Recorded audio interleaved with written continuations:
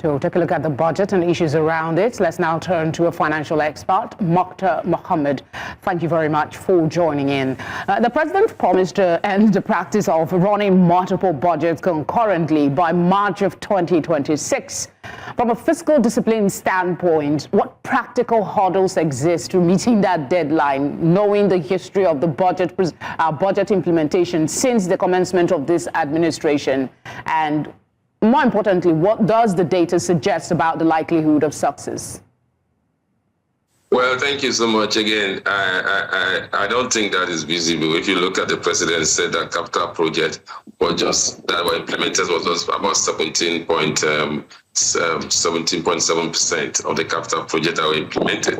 And so the whole idea was to extend the budget so that you'll be able to meet up some of this capital expenditure that were not implemented. So definitely, I want to see the miracle that they will have to do.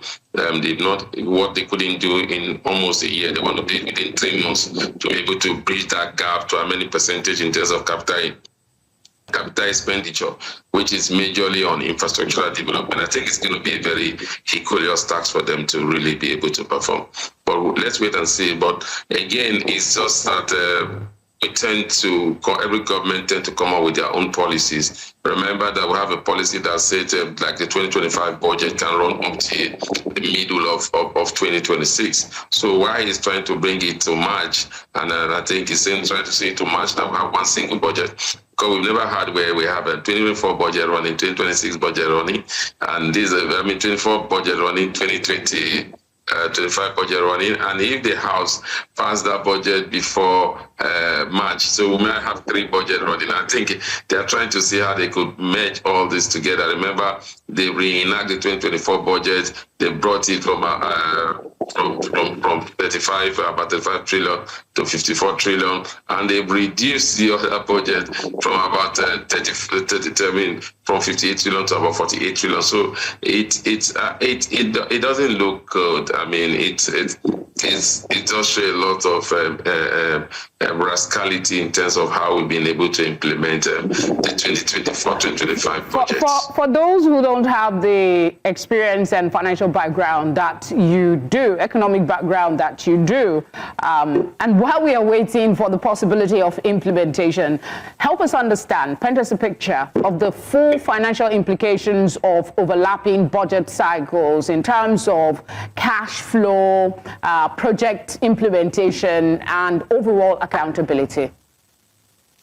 I think that's what I mean about it has become like an executive rascality. The last word you said, financial accountability, is always very, very difficult to ascertain when you have multiple budgets running. And then when they are running on a different type of exchange rate. One in 2024, was it 1,000 naira? Or then this, in 2025, is it 1,000 naira too? And you know that in 2024, 2025, exchange is about 1,500. So it gives room for a lot of cutting corners. Then in terms of project, the project that was supposed to be implemented in 2024, you are now implementing in 2025. 2025 only still running. What exchange, like I go back again, what exchange rate are you using? What is the cost? Do you know that the cost of 2024 is not the same cost of 2025? So I think it doesn't give room for accountability. It doesn't give room for proper are you saying, because I actually have a specific question on the benchmark that they put, benchmark of $60 per barrel and an exchange rate of 1,512 naira to $1. So are you saying that these assumptions are not grounded in market realities, especially looking at the shifting sands we work with? For exchange rate, I think that is good. That is fair at 1,512 or at 1,400. I agree that is very, very fair. That today in the market we are doing about 1,500. For oil benchmark at $60 per barrel, I think that is a little bit on the high side. Knowing that oil price has gone as low as $56 per barrel sometime 2 weeks ago, I thought they would be doing about $55 per barrel. Unfortunately, they are looking at that high. But don't forget that the House of Representatives is looking at $64.8 per barrel. So they may have to, you might begin to see where we have $63 or even if that's $64. So, and that is not good. You remember the last 2025 budget, oil benchmark was $75 per barrel, and at the end of the day, we never achieved that. Now today, oil benchmark about $65 per barrel. That is largely responsible for the kind of shortfall we think we saw in the budget of 2025. Not only that, again, oil production, I think, is a little bit conservative this time compared to 2025, where they have a benchmark of about, a production benchmark of 2.1 million barrels per day.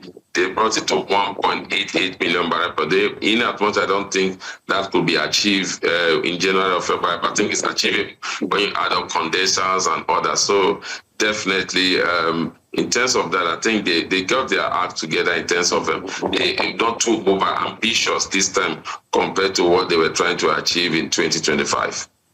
A structural weakness is a language for some that's, in use to describing the operation of multiple budgets by the president seems like a big word. So what does it mean? Explain it to us in accounting or public finance terms.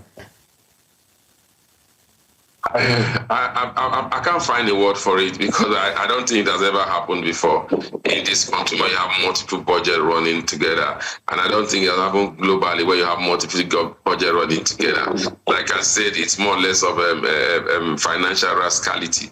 If you're having that, does not show a government that is very prudent in the management of its resources. That's the only word I can use. I can't find any accounting word for it. Okay. Inflation is projected to drop to 16.5% and GDP to grow by 4.68%. Given Nigeria's current inflation trajectory, and we also know investment climate has not been that great, are these projections conservative or overly optimistic? Well, when you look at investment climate, you can't say that it has not been that great.